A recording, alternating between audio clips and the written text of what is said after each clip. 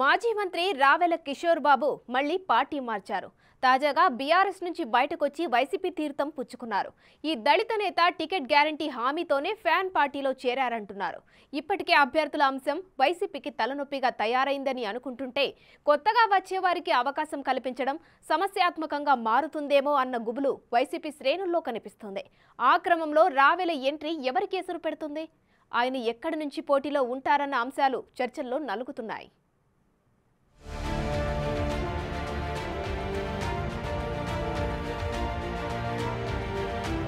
ఎన్నికలు సమీపిస్తున్న తరుణంలో వైసీపీలో చోటు చేసుకుంటున్న మార్పులు చేర్పులు కొత్త సమీకరణాలకి దారితీస్తున్నాయి. టికెట్ దక్కని సిట్టింగ్ ఎంపీలు, ఎమ్మెల్యేలు, ఆశావహులు రాజీనామాల బాట పడుతున్నారు. మరోవైపు ఇప్పటికే వివిధ పార్టీలకు చెందిన పలువురు సీనియర్ నేతలు అధికార పార్టీ కండువా కప్పుకున్నారు. టీడీపీకి చెందిన విజయవాడ లోక్సభ సభ్యుడు కేశినేని నాని, ఆయన కుమార్తె కేశినేని శ్వేత, తిరువూరు మాజీ శాసనసభ్యుడు నల్లగట్ల స్వామిదాస్ వంటి నేతలు వైసీపీ తీర్థం పుచ్చుకున్నారు. తాజాగా రావెల ఫ్యాన్ పార్టీ బాట పట్టారు.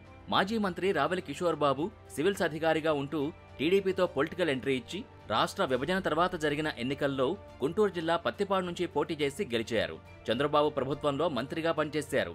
అయితే అప్పట్లో ఆయనకు కొడుకు రూపంలో సన్ స్ట్రోక్ గట్టిగానే తగలడం, అప్పటికే పలు ఆరోపణలు వెల్లువెత్తడం, పొలిటీషియన్ గా మారిన అధికార దర్పం మానకపోవడంతో టీడీపీలో ప్రాధాన్యత తగ్గుతూ వచ్చింది.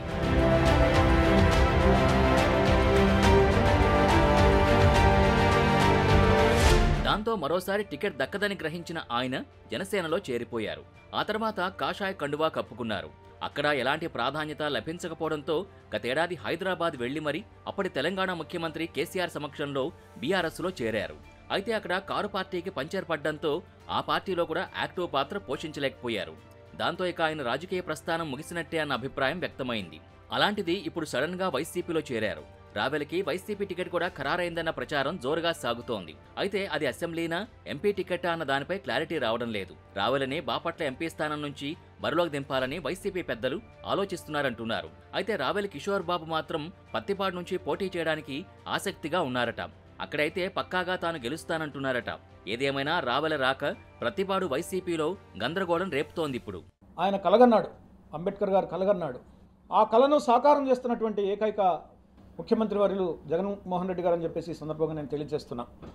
120 పథకాలు, సంక్షేమ పథకాలని అమలు చేస్తూ అక్షరాల 2,53,000 కోట్ల రూపాయల నిధుల్ని పేద, బడుగు, బలహీన వర్గాలు ఖాతాలోకి డీబీటీ సిస్టమ్ ద్వారా జమ చేయటం అనేది ఇది భారతదేశంలోనే ఒక విప్లవం.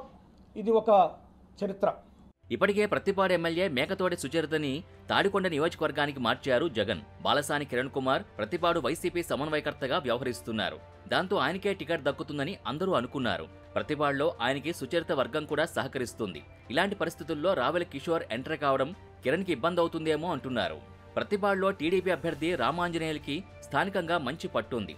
దాంతో వైసీపీ అధిష్టానం కిరణ్ని మార్చి రావెలకు టికెట్ ఇస్తుందా, లేకపోతే రావెలనే వేరే ప్రాంతానికి పంపుతుందో చూడాల్సి ఉంది.